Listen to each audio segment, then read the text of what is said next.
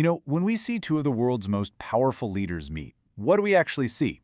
We see the handshakes, right? The flags, the big press conferences, but what we don't see is the massive, invisible machine working behind the scenes, an operation so huge, so complex, that its success is literally measured by how little we notice it. So let's pull back the curtain on that. Listen to that quote for a second. That right there, it gets to the absolute core of what presidential protection is all about. This isn't just a 9-to-5 job.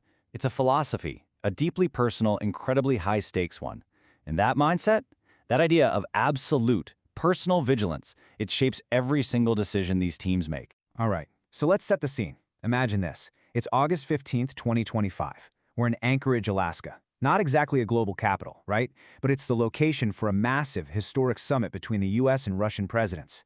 You can just feel the political tension in the air. And for the security teams on both sides, this is a test like no other. And the location choice. Alaska, it's just fascinating. It's not just any American state. Remember, the US bought it from Russia. They're separated by just a few miles of water. So this shared history, this proximity, makes it a really symbolic, really meaningful place for these two leaders to meet. So that brings us to the big question, the real question of this whole explainer. What does it actually take to keep two global adversaries safe, in the same place, at the same time? Especially when their security teams have completely different ways of doing things. We're about to dive into two very different, very powerful security philosophies. Okay, let's start with the Americans. The American approach, think of it like a high-tech fortress. It's all about technological superiority, obsessive planning, and just layers upon layers of defense. The whole system is designed to see a threat coming and just neutralize it. Overwhelmingly. Precisely. And at the heart of their strategy is this concept they call the box within a box. It's pretty simple, actually. Picture the president in the center, inside the smallest, most secure box. Then they build another box around that, and another one around that. But here's the key. The thing you have to understand, they assume the outer layers are going to fail. They assume threats will get through. It's not a question of if, it's a question of when. And that means that inner box has to be completely, totally, 100% impenetrable. And if you want a perfect symbol of this philosophy, just look at Air Force One. Come on, it's not just a plane, it's a flying White House. It's a mobile command center for the entire military. It can refuel midair, so its range is basically infinite. Its electronics can survive an electromagnetic pulse from a nuke. It's literally designed to keep the government running from 40,000 feet, no matter what's happening on the ground. And what's it like inside? Well, it's a world of its own. We're talking 4,000 square feet of space. There's a full medical suite that can double as an operating room, with a doctor on board at all times. The galleys? They can feed 100 people. It's a completely self-sufficient fortress in the sky, built so the president is always protected and always in command. Okay, so that's the American way. Now let's flip the coin and look at the Russian approach. And it is very different. It's less about a fortress of technology and way more about a fortress of people, a human shield. The entire system is built on absolute, unquestioning personal loyalty and total control of the president's environment. It's about creating this bubble of trust that nothing can get through. And right at the center of this human fortress, you've got the SBP, the Presidential Security Service. They're called a chosen caste for a reason. And look, they're not just bodyguards. They are responsible for everything. The food tasters, the cleaners, the cooks, the engineers, you name it. The goal is to control every single variable, every person, every object in the president's immediate world. And just look at the type of person they recruit. The checklist is, wow, incredibly specific. You have to be tall to see everything from above. You have to be a confirmed patriot, and a psychologist literally confirms this. You need a short haircut. No beards, no tattoos, no piercings. Many of them are martial arts champions. They are handpicking a very specific type of person to create this uniform, elite, loyal guard. So what do you think these guys get paid? You might be surprised. Back in 2018, the average monthly salary was about $1,280. Yeah, so this is clearly not a job you take for the paycheck. It tells you that the motivation here is something completely different. It's about duty, it's about patriotism, and it's about a deep personal loyalty to the leader they're protecting. And you can see that idea of national service in where they find these guys. If you look at the chart, the vast majority aren't from the big cities like Moscow or St. Petersburg. Nope. They come from the provinces, from small towns all across Russia. It really reinforces this image of a guard drawn from the heartland of the country, for the country's leader.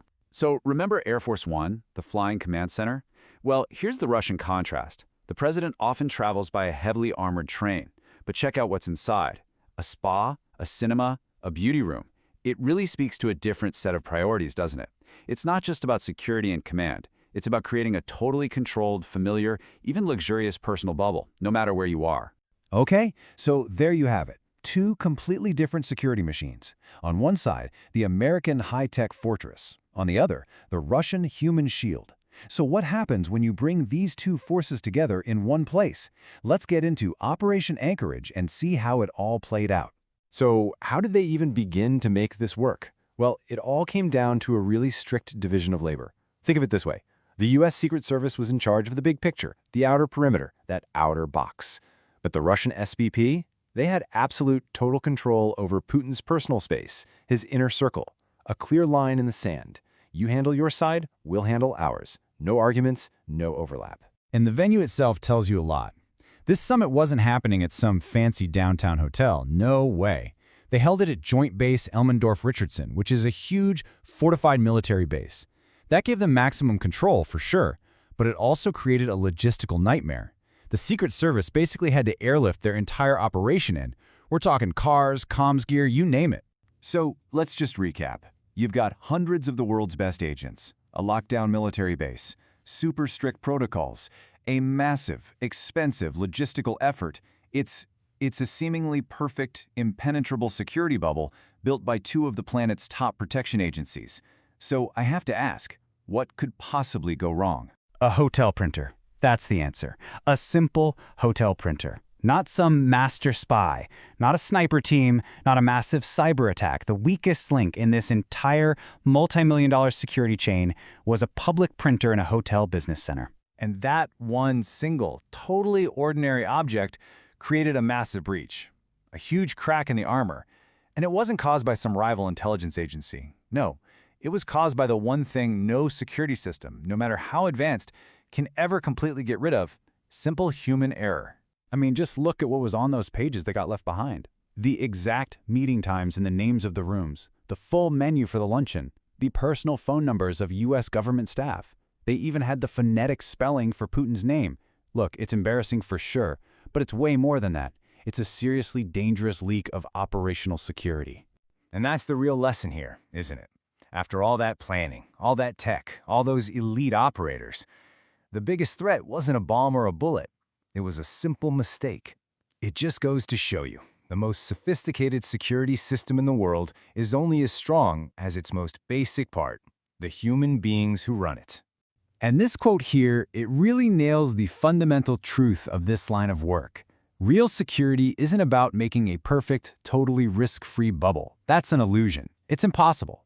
It's about managing the unknowns and the unknowables. It's why agents stay so close. It's why they plan for their own defenses to fail, because at the end of the day, they are the last line of defense against the one thing you can never predict. So that leaves us with one last question to chew on.